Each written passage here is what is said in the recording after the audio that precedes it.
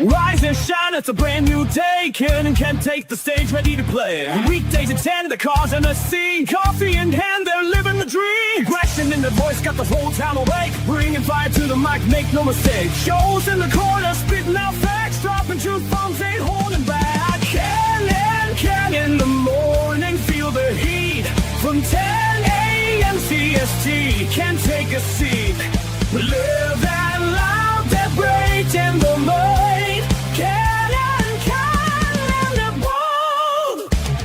Light up your speakers, crank up the sound. They're talking about life upside down. Opinions exploded like a sonic blast. In the studio, they're built to last. With passion and grit, they engage and ignite. Every single week, they're a force can't fight. From sports to politics, This is a Huddle Sports Network broadcast. You can find us on Roku TV, Amazon Fire TV, Facebook, and of course YouTube. Get all your NFL news here first. Morning, and it's a victory Monday morning. How you doing this morning, Ken? Oh, I'm doing great. How are you doing this morning, buddy? I am doing absolutely phenomenal football-wise. Oh, yeah. I say there's nothing better than starting off the day with a grape crush, huh? With a grape crush. Yeah, actually, there probably is, because I don't know about drinking a grape crush for my morning drink in the morning. I'll stick to my coffee things. Wait a minute. See this stuff right here, liquid gold. See, this is what you're supposed to drink after kicking the Vikings' ass. Yeah, whatever. And I mean kicking their ass. It's bad. It's bad when the backups come in and you still don't get nothing done. Good morning, Fred. Good morning, Cam. Of course, Cam is happy. And Cam, Cam was with us yesterday on House Hall when we were seeing oh my God, we literally have no linebackers. No linebackers at all. I mean, all our linebackers were out yesterday. We had a guy we literally just signed off the street earlier in the week, and a guy who's been hurt, and they just said, look, you got to play. And he played, right? And they did really good, surprisingly good. And the Bears pulled up the win against the Steelers, which has a lot of people mad. And I like to say to all those people who said on the shows, I was like, well, the Bears have no chance, blah, blah, blah, blah, blah. Well, to be fair, buddy. I said you had no chance if it was Rodgers. If it was Mason Rudolph, I gave the Steelers no chance. No, I'm not saying to you. I'm saying these other people, these other haters out there who keep week in and week out, oh, the Bears, maybe they'll win. John Doran, the Bears are going to win 5 games this year. 8-3, buddy. I'm already good on the season. I'm within my window of prediction of what I thought they'd win. So guess what? I'm good. 8-3. Oh, by the way, retain first place for another week. That hasn't happened in our division in a month.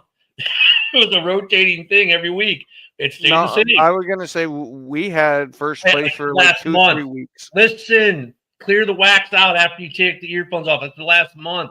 It's been a rotating thing every week. We broke the cycle. Everyone stayed the same. The Vikings are not mathematically eliminated. However, I will give the Lions some prop because you have mathematically eliminated the New York Giants from playoff contention. Congratulations, Detroit. And man, after all that shit, and I mean all that shit that Lions fans talk that, oh, Green Bay only beat Jameis Winston by 7 points. We didn't get taken into overtime by Jameis.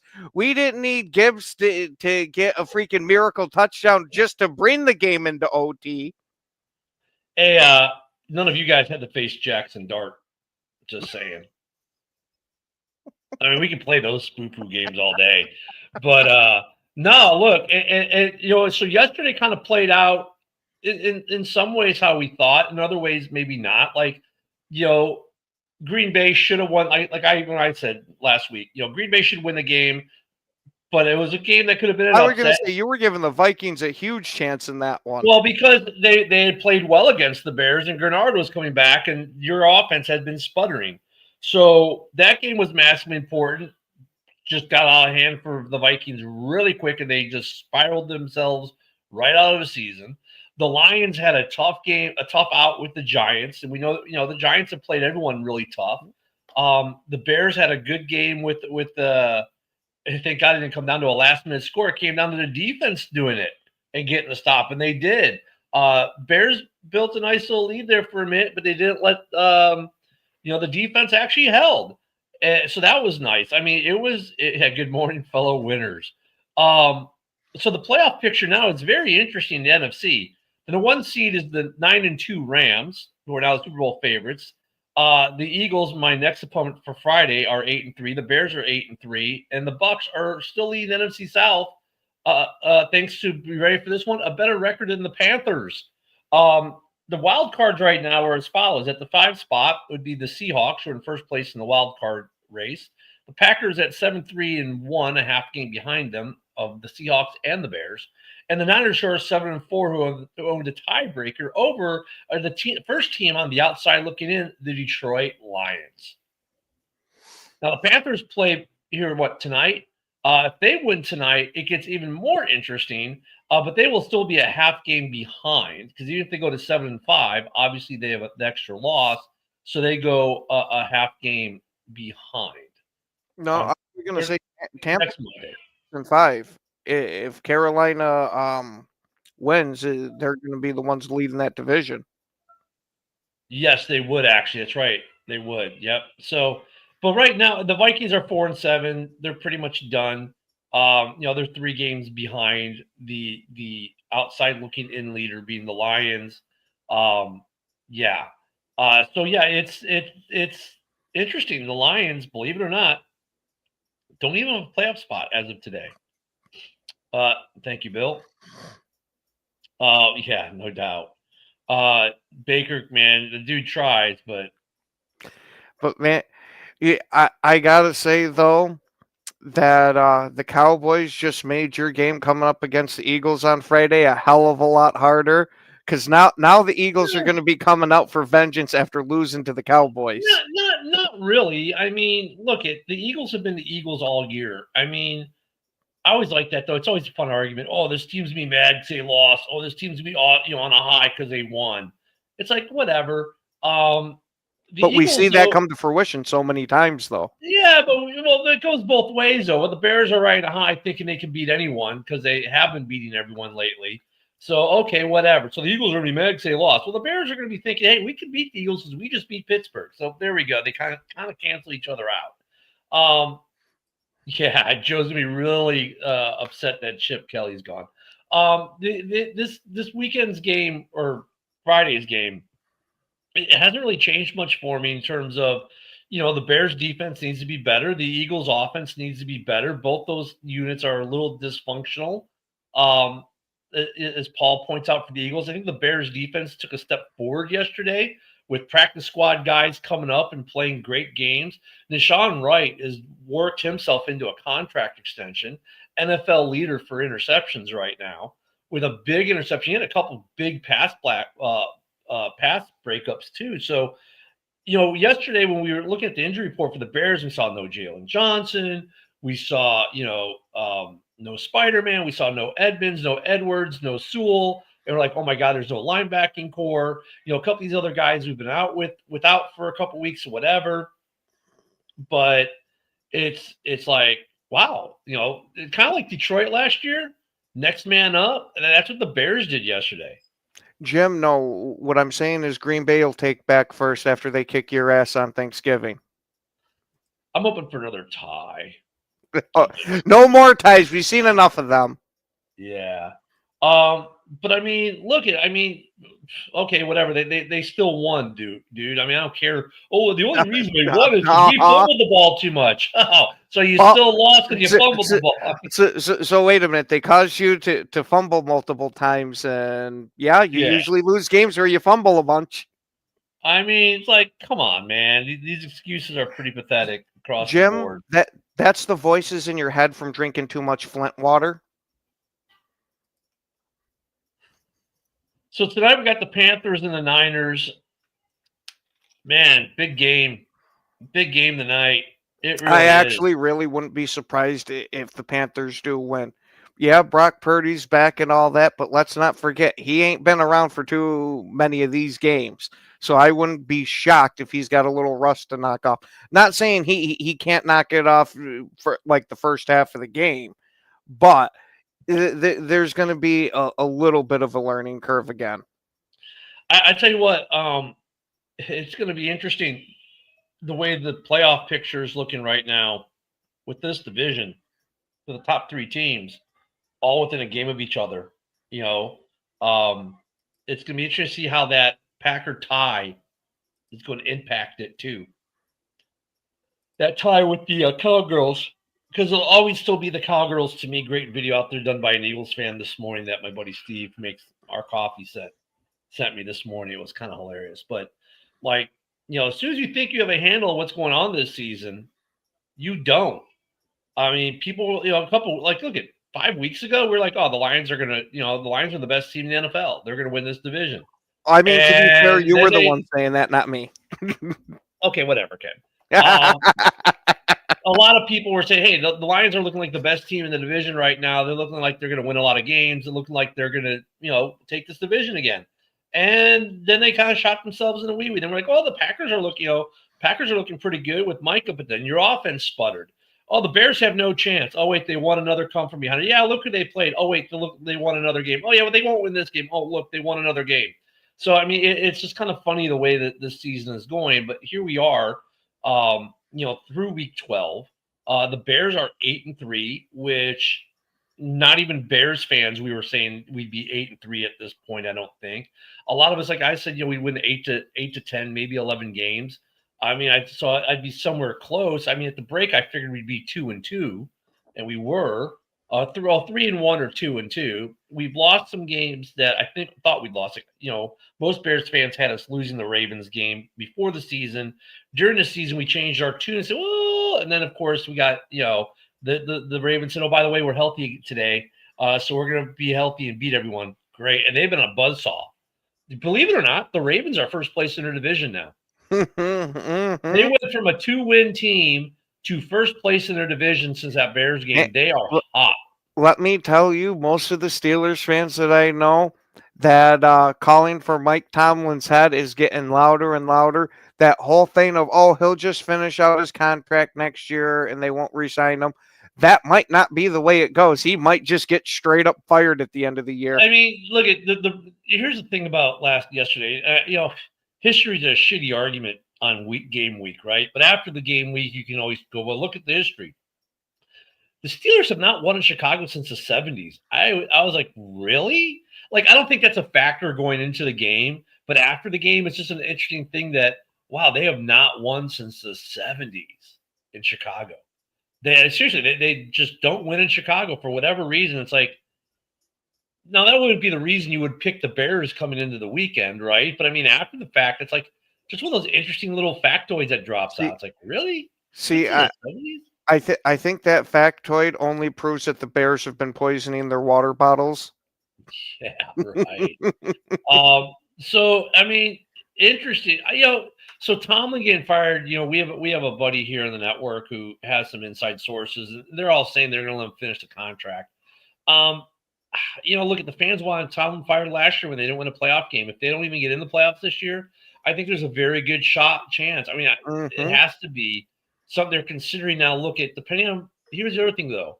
If you're looking at the available coaches and you're not seeing anything out there that's going to be better than Tomlin in your mind, you don't fire him. You let him finish out the year. I mean, if your only option is going to be Chip Kelly, then you just keep Tomlin. Man, I don't even think Chip Kelly's even in a conversation for any NFL gig, let alone a head coach. I get what you're saying, but you also got to take into the account the allure of the mystery box. We can go out and get a new head coach, and he could be anybody, even a Mike Tomlin. Hey, Dorn, I don't know. You're taking some drugs right now because of the health incident, but Bears defense coordinator should be fired. Steelers last and pass defense. Okay, so the Bears defense is better than the Steelers defense is what I'm getting from that. Okay. I just don't know what Dorn is talking about there. Which JJ comment? Did McCarthy make a comment? Oh, right here. No, that's not a comment. Is it, or is that the comedy he wants? Yeah, Okay. I think that's what I'm talking about. I mean, okay. I mean, yeah. Yeah, he definitely doesn't look like the second coming that a lot of, hey, what's up there, Eric? He doesn't look Okay, John. Just making sure. Just making sure. You know, John's just so used to seeing Bears. That's why he did it. I get it. I mean, look at JJ is having a first-year starter season. I mean, 9 picks. I mean, you know, it'd be nice if you could say 9 picks in 9 games he's played, but you can't. He's only played in what, 5? 5 now? maybe 6 now. Yeah, so I mean, it's not terrible. I mean, I think they got more issues than just JJ there. I think their offensive line is something. I don't know, Eric. Can you say 2 things, or can you only say 1? 1.5. Yeah, 1.5. Yeah, he's got to be like the Packers get a tie in there somewhere. Man, wouldn't it be terrible if that tie is the reason why we end up winning the division? Well, no, because that means you'd have to beat the Bears twice, and you're not going to do that. Oh, that'll happen. Yeah, okay. I look at Lions are frauds this year. The Eagles are beatable. I've been saying that for weeks. I mean, look at they're winning. They're doing what good teams do. Though they're winning close games for the most part. I mean, they just lost one to Dallas, granted. But if you look at their wins, they weren't really like just steamrolling anyone. They're just winning. Oh god, I have a cat invasion here coming on here. They're just winning good games. The tie is going to be interesting. Jim's saying the tie is why you don't win. I mean, look, the tie is better than a loss, not as good as a win. It's kind of like that weird. It makes it convoluted but clean. Does that make sense? Mm-hmm. Because now you don't have to worry about, well, hey, both teams are 10-7, right? Who's got the tie breaks? No, there's not going to be that. Where we go down the list of 50 different. Yeah, where we go down the list of 50 different tiebreakers, and now we got to flip a coin. Yeah, so in some ways it makes it easier, but in some ways it's like, yeah, it's going to be easy. All the Viking fans are delusional and say he was only going to have 4 or 5. Well, I mean, because fans are going to fan. I mean, you want to look at, no one's going to walk in the season, my quarterback's going to have 23 interceptions this year. No one's going to say that shit. Packer fans did when Brett Favre was quarterback. Well, that was almost a given, man. Yeah, but Favre was different. Like you knew Favre was going to lead the league in 2 things: touchdowns and interceptions. I mean, it was like whatever. You kind of took the good with the bad with that one. But I mean, McCarthy, the hype on McCarthy, and I get it. I mean, a national winning championship quarterback, blah blah blah.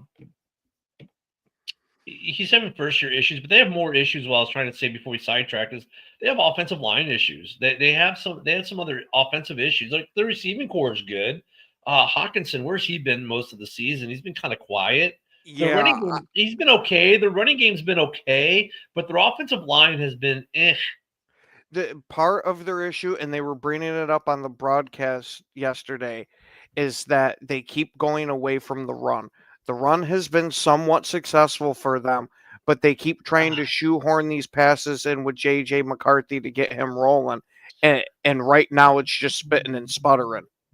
You know, so it's funny because every year as we do this, every month as we do this, Ken, I start looking at the game differently, right? Because of the arguments people make, stuff like that. And one is, we have to get the run game running. The run game's not doing anything. Oh, the Bears, the run.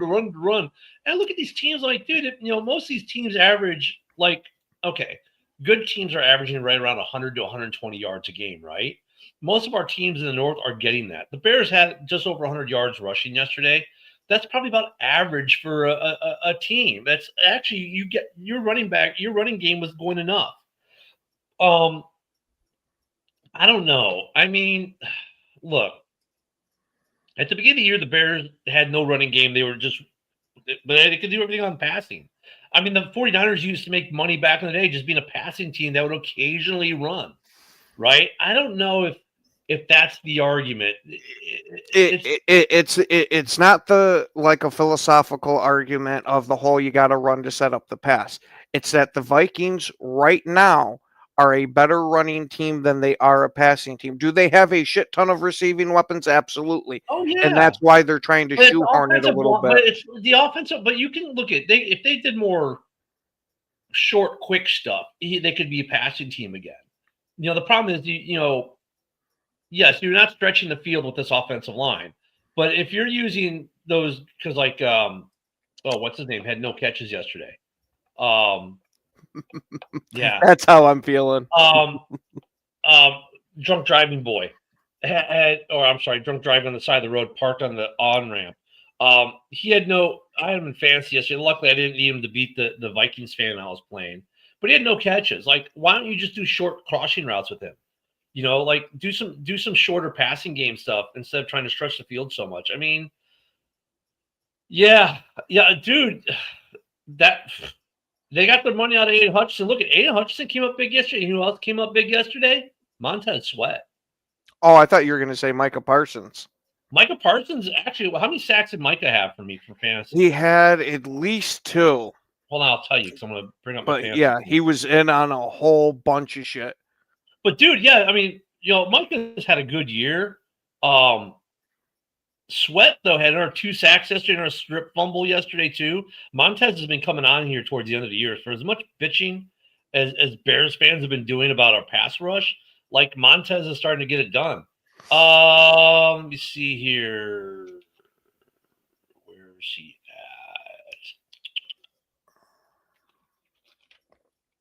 at? I did start him yesterday. There we go. Micah Parsons. He only had 6.5 points for me yesterday. Did he have a sack yesterday? I don't think he had 2 sacks. Week 12. No, he had 2 sacks. That was all his points yesterday. Yeah, he had 2 sacks. 2 tackles and 2 sacks. I'm sorry. 6.7 fantasy points. Or 8 fantasy points is what he got. Yeah. So, yeah.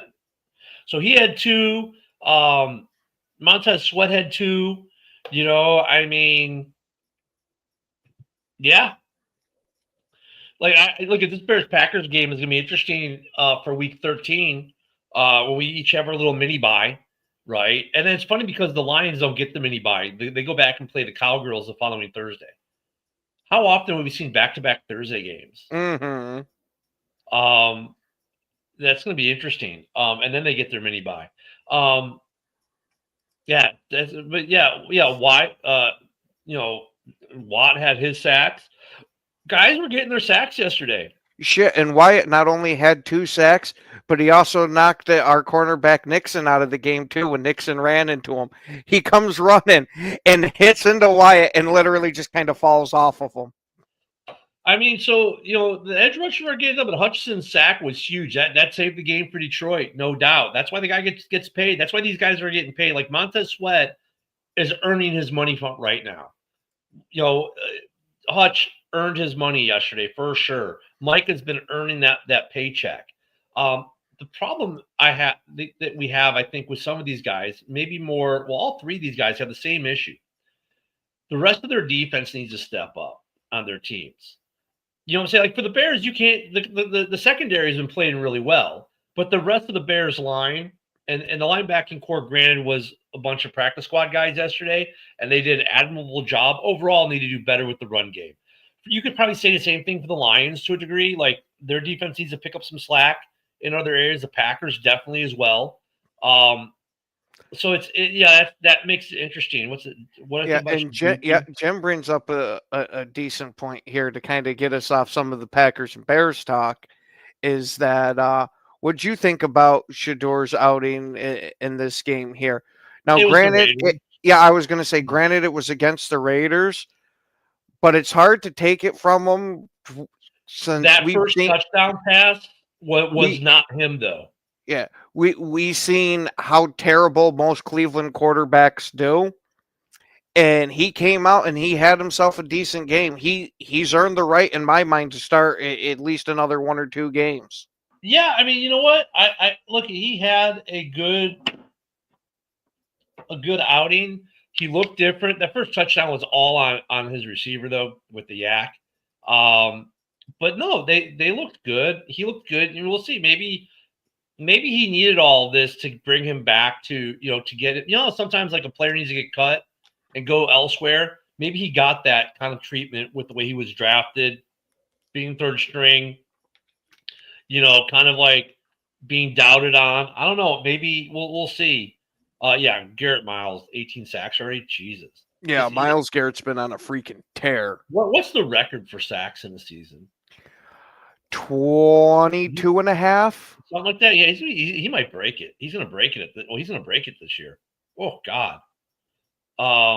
Yeah. Well, it wasn't the pass wasn't pretty. It was the run after the catch that was more pretty than anything. Yeah. So I mean,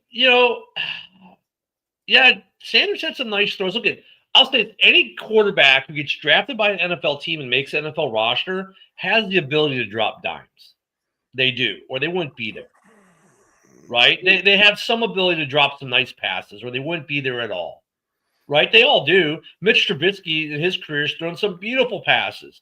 Slash, when he was playing quarterback, Cordell Stewart, for those who don't remember Slashes, threw some beautiful balls. They all have the ability to throw some beautiful passes now. I think Josh Rosen has an argument with you, because I've seen most of his passes look terrible.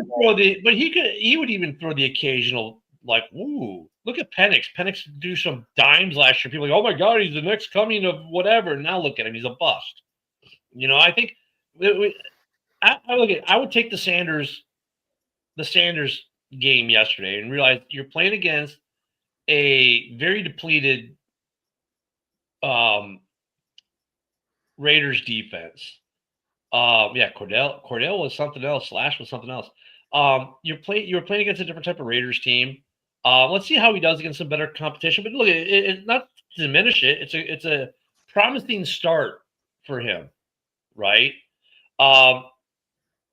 Yeah, you know what though? Jacksonville being 7-4 is not really surprised, because we all knew they were going to be feast or famine, and they were kind of that kind of team. The Colts, dude, that was a good game yesterday. And really, KC really lucked out that and the Colts kind of collapsed at the end of the game offensively. I don't know, that was a good game. I don't know if KC right now for the playoff picture is not in the playoff picture. They're on the outside looking in. Let me see. So right now, the Pats are dude, here's the surprise. The Pats at 10-2 are the 1. Then the Broncos at 9-2. The Colts at 8-3. The Ravens now being the AFC North leader at 6-5. Then the wild cards are the Chargers, the Jags, and the Bills, all at 7-4. The outside looking in are the Steelers at 6-5, the Texans at 6-5, and then at 10 are the Chiefs at 6-5. And the Dolphins are 11-4-7. They're the best of the bad teams of the AFC, so to speak.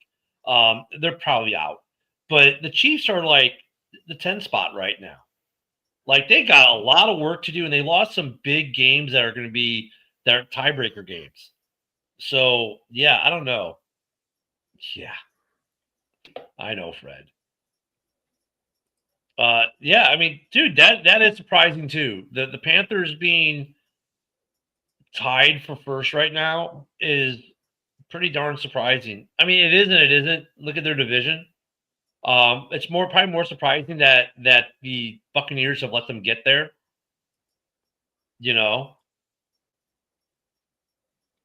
Yeah. Yeah, but you know what though? It wasn't much that they pulled. It's just that the Colts just imploded offensively. But let me see. Oh, here we go. Oh, I got it. Yeah, okay. I don't know if that's going to happen. But hey, weird things could happen.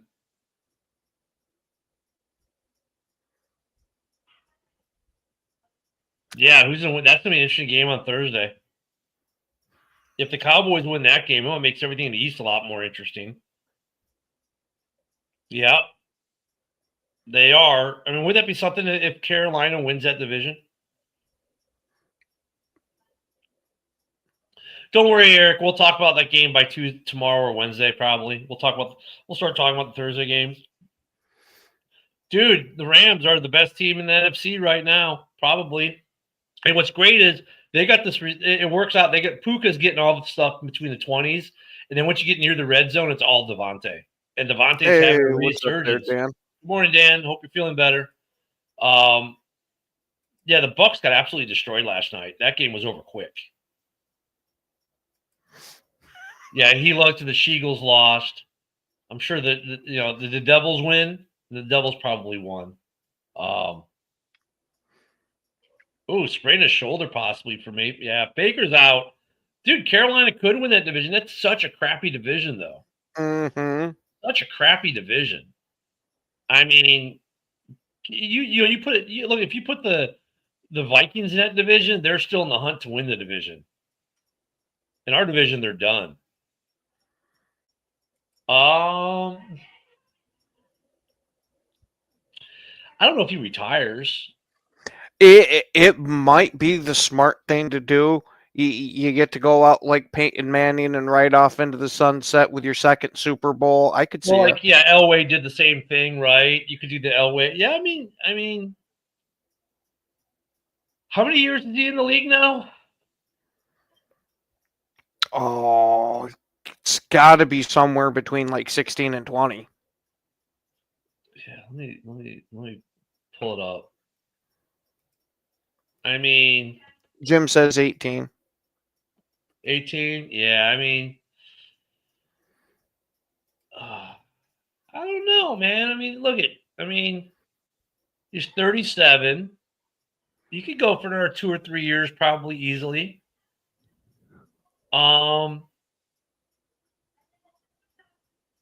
Yeah, he wins another Super Bowl. I mean, he's definitely a first ballot. Looks like at this point, he's got he was NFL Comeback Player of the Year in 2011, 2-time Pro Bowl. He's a Super Bowl champ. His numbers are freaking phenomenal. I mean, he put 2 guys in the Hall of Fame pretty much. I don't know. Let me see his right now through week 12. He's got a 63.5%. Who's the second guy? I know Calvin Johnson. Oh, who was the other one? There was another guy he put in. Who was it? I'm trying to think.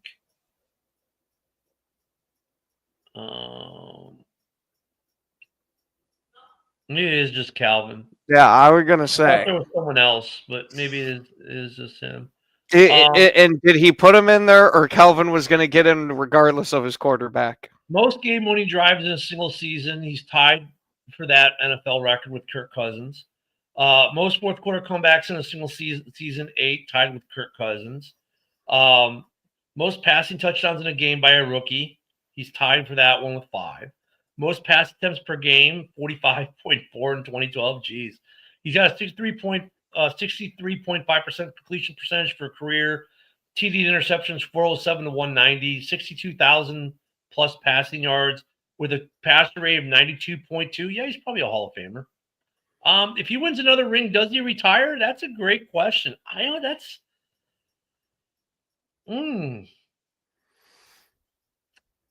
a good question. I don't know, man. What do you think, Ken? I mean, I was going to say, at that point, what else are you playing for? You've won multiple Super Bowls. You're an older guy, not like ancient, but getting up there. You've made a shit ton of money. What else is there to do in the league? Do it again? I get what you're saying, but I don't know if it's got the same luster. Well, maybe if you got the chance for back-to-back, that'd be the only thing you haven't accomplished. Because Devontae's a multi-year deal. Puka is on. They got most of their guys. They got. I don't think they're going to have a lot of turnover. The Rams are pretty good about how they manage their roster. And Bill, yesterday might have been Emmanuel Wilson's coming out party to the rest of the league, and he looked real good. But there's absolutely no way I'm starting him over Jacobs.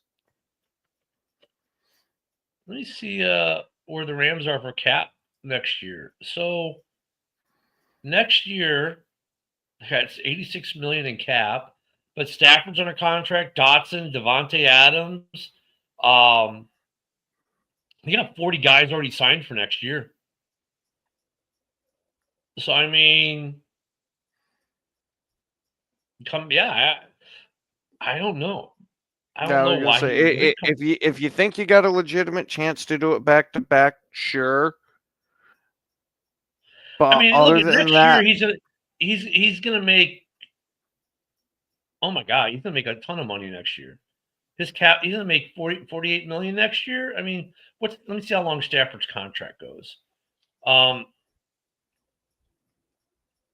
Yeah, next year is the final year of his deal. And then they get into all the void years. You know what? I mean, yeah. If I'm him, I'm coming back to make my 40-some million dollars next year and then give it one more run. I mean, God, they have void years on him all the way through 2034. That's crazy. Yeah.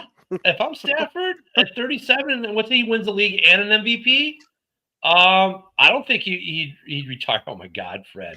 Hey, Motown, whoever you made that bet with, can you do me a huge favor and let me know who it is so I can get in on some of these dumbass bets?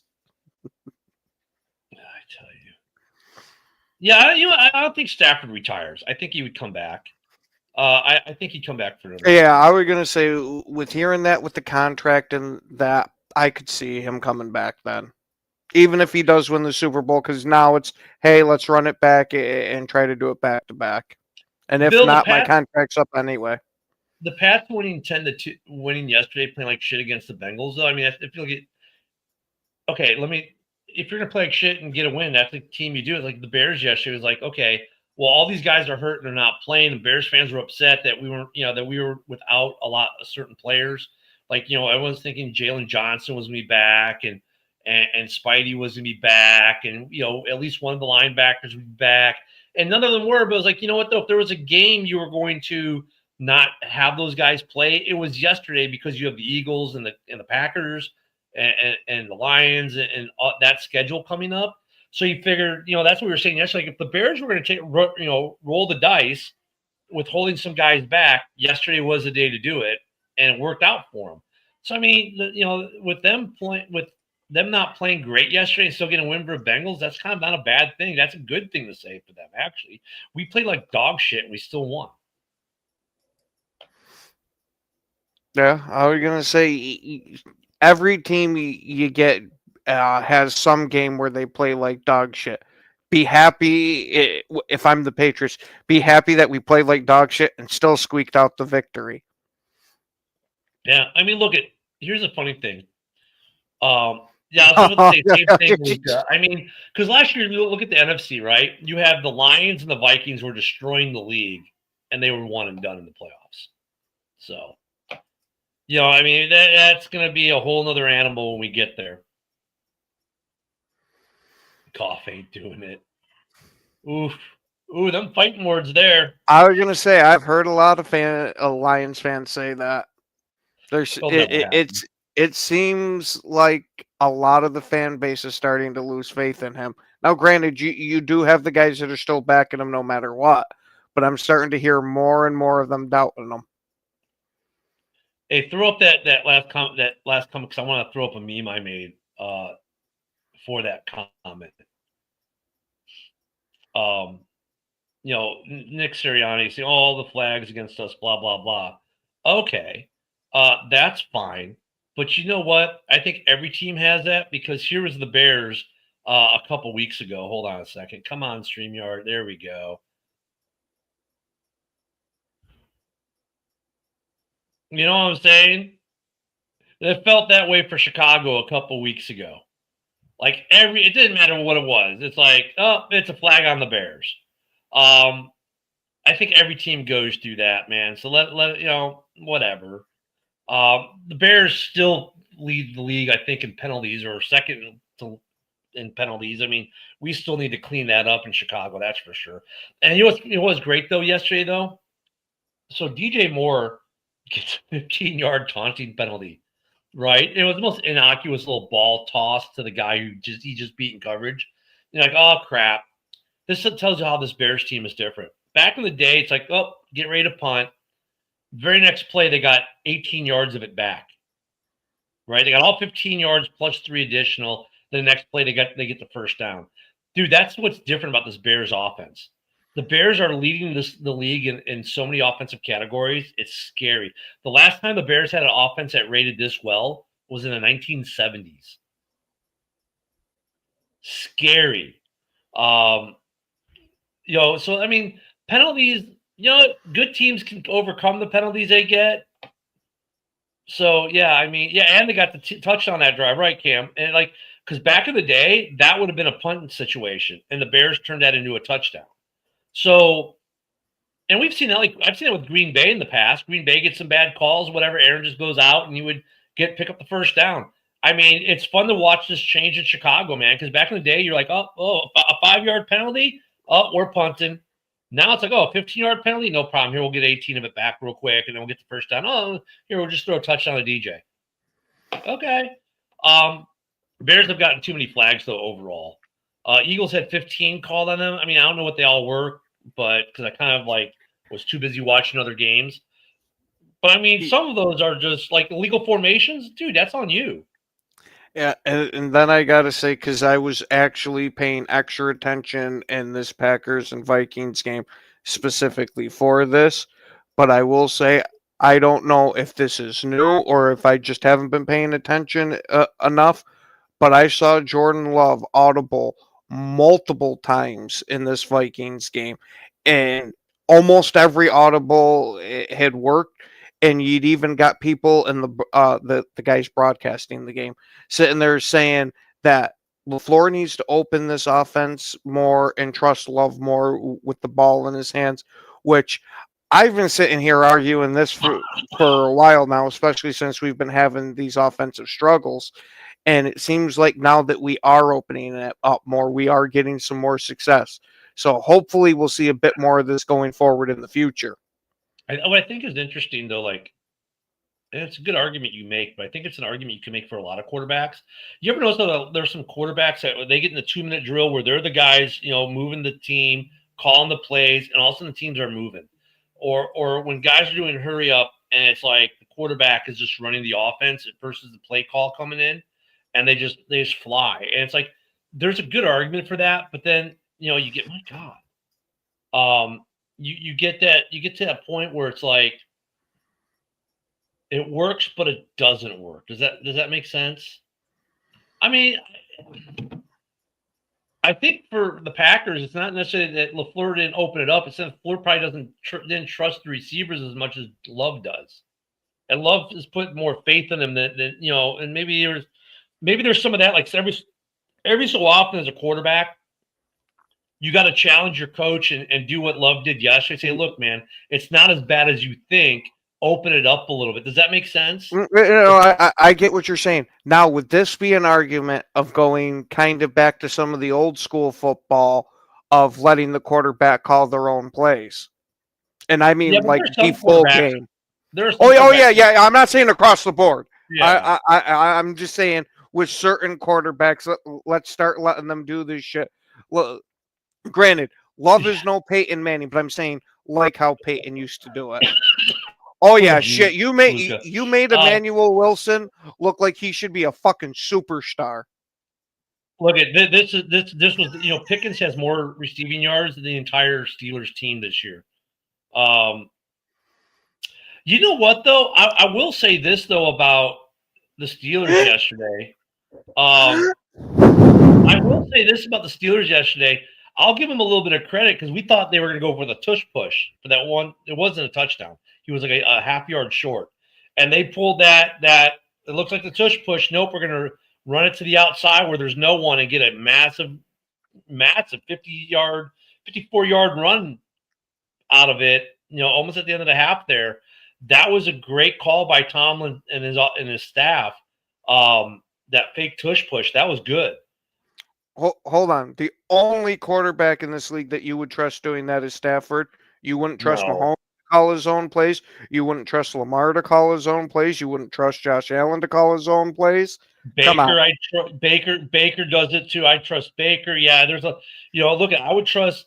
To be honest, I trust 3 out of the 4 quarterbacks in the NFC North to do it. Relatively, yeah. I was going to say Caleb has enough experience where I wouldn't be terrified of it. No. JJ, I would be terrified of it, but yeah, that's the only one I wouldn't do it. I think with Caleb and Jordan, I think they could both do it, but they're not This is not a knock on either of them. They're not as polished as we say Goff is in terms of like having seen it all, been there, done that kind of thing. So they both probably still have a little bit of a learning curve, but yeah, I think they would do a pretty decent job of it. Yeah, you know what though? I get why Rodgers wanted to play, but you know what? I think that Rodgers would have hurt them more than helped them yesterday, to be honest with you. And he could have, and the way that, and look at, we got the Pickens a couple times. And Pickens is more mobile. Or not Pickens, I mean, whatever his name is, their backup was. Fred, I'm going to have to look for this clip because if this actually happened on a football field, that is got to be so humiliating. Dude, you just got pulled down by your dick. I think Rodgers would have hurt them more yesterday with the arm. And look at, like, he could have suffered a career-ending injury yesterday had he played with as bad as that offensive line was protecting the Steelers yesterday. Montez Sweat had two almost, actually, he should have had a third one. I don't know how he got away, but he did. How Huntley got away, but he did. He should have had three yesterday. So, Rodgers playing might not have been the best thing. He probably would have gotten hurt in the first or second quarter and been out for the rest of the year. Yeah, so, Rodgers, I tell you what, I think they made the right call on keeping Rodgers out yesterday.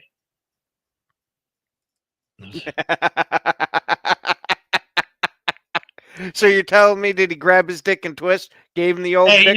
You know what you could say? Like, it's not. You could say it's embarrassing because I'll say, look, it's the only thing big enough on me they could grab. Wow.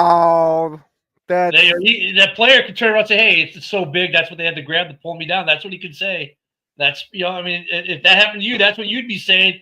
Yeah, well, they went for the biggest thing on my body. So, come on now. Come on now. Yeah, Rodgers always blames someone else. Look at Ken's dying over there. Oh, man. Rodgers could come back and discover the cure for cancer, and people would still find a way to poo-poo it. No, but look at Rodgers. I think Rodgers had a little bit of a hand in the game calling yesterday, which was smart. They just look at they did not. Offensively, the Bears were good enough defensively in the front four to do some things. And Grady Jarrett stepping up yesterday with the pass block, that was beautiful. Montez getting to the quarterback was good. The DBs are being the Bears DBs this year. Great fucking Deuce Bigelow reference. Jesus, Luka. Always kind of Luka to have the mind in the gutter. So, I don't know. Rodgers can be mad if they lost the game, and he's mad because they lost to Chicago more than anything. He's mad because has he beaten anyone in the NFC North this year? Have they beat the Vikings? Oh, they beat the Vikings? Okay. So, yeah, good game for the Bears. And look at they did. Oh, absolutely. Deuce Bigelow was one of my favorite movies, especially European Gigolo. The Steelers did not play a bad. Look at their defense played better yesterday. I think their defense has played in a long time. Like their defense actually played pretty good yesterday. The Steelers. They actually kept that team in the game. Their offensive problems have been their offensive problems this year. The Steelers have been, I don't want to say mid, but they've had games where they've looked really good on one side of the ball, the other, and they had games that looked like crap. Yesterday, they were kind of like... You know what, Ken? I think mid is the perfect thing to describe them because they are so up and down. One week, the offense is playing outstanding. The defense sucks. The next week, the defense is playing outstanding. The offense sucks. And then you get what came out this last week where it was just the defense played okay and the offense sucked. Look at we took DK out of the game because of the coverage on him was that good yesterday, right? So, but their defense stepped up. Their defense scored him a touchdown. Right? Their defense stepped up yesterday for the Steelers. So, but yeah, the Bears beat a good team yesterday or a team with a winning record, whatever. I'm not bitching. 8-3. Dude, I'm happy. I am happy no matter what happens the rest of the season, to be honest with you, because this is kind of where we said we should be this year. Now, hypothetically, not saying it's going to happen, but you would still be happy if you lost the rest of your games for the end of this year. I mean, with a collapse going 8-9 on the year, I don't think I no, because I won't be happy if we get swept by the Packers. We still got so let me amend that. We're one game win away. If we at least win one of these Packer games, then for me this year is a success, complete success. Yeah, shout out to 9. Like 8 to 10 was my window. But we got to beat at least win at least one of the 2 Packer games. Yeah. Yeah. Well, if they were 12, I was gonna say anybody gets 12 wins, they're going in. Yeah. Yeah, we can't lose to Cleveland either. Yeah, that's another one. I mean, right there. If we win those 2 games, we're a 10-win team. You know, I mean, and look, I think the Lions game is gonna be a game right now. It's looking like that Lions game is gonna mean something, and I think Ben in Chicago in the dead of winter is gonna be fired up to beat Detroit in Week 18. Okay, for some reason I thought you played the Lions recently. We played in Week 2 in Detroit. Yeah, no, yeah. For some reason, I was thinking it was a couple weeks ago was your second game with them. But and see, here's the thing: Lions fans, they just remember Week 2. Like this Bears team since Week 3 leads the NFL in almost every offensive statistical category. I mean, think about it. Since Week 3. Fred, you're right. Oh, they missed fucking marketing gold on that. Yeah. The Bears are 8-1 since Week 3. Totally different team that started the season off 0-2. Yeah, I mean they can't look at. I think every game that the Bears have in their schedule is winnable. They're all winnable games. They are all winnable. Even the Packer games. The only thing that sucks about the Packer games is that we get 2 Bears-Packers games in 3 weeks. We do. For the Bears, it's what? Packers, Browns, Packers, I think, for us. And what's you guys? It's who you guys got in the in-between games between our 2 games, Ken? For the in-between game is the Broncos. So you know what, Luca? You might not be wrong. I definitely think it was a spooky ghost. So, I mean, it's hard for any team. It's hard in the division to sweep a team usually, right? But it's even harder when you play a team twice in 3 games. It really is. And Fred, thank you, because that's what I would say. It's like this team is not the team you played in Week 2. Yeah, and same for the Packers. That was my thing of all the Lions fans talking shit to the Bears fans of, oh yeah, Week 2. Yeah. But Week 1 doesn't magically matter, but Week 2 does. Right. Okay. So, like, actually, this Thursday night, this Thanksgiving game on Thursday is going to be fun. Friday's game is going to be fun. I mean, look at the North is going to be in the limelight this week between Thursday and Friday, which means Sunday is going to be really weird because all we can do is watch the Vikings lose. I like how you phrase that perfectly, too. Yeah, I mean, it's going to be a fun week of football, but this division, I don't think anyone had the Bears at 8-3 being in first place in late November, but we all had this division being close. We all said it was at least 3 teams. Look, got to give a couple guys credit. There are some guys who called that the Vikings would be in the basement, and they are, in fact, in the basement right now.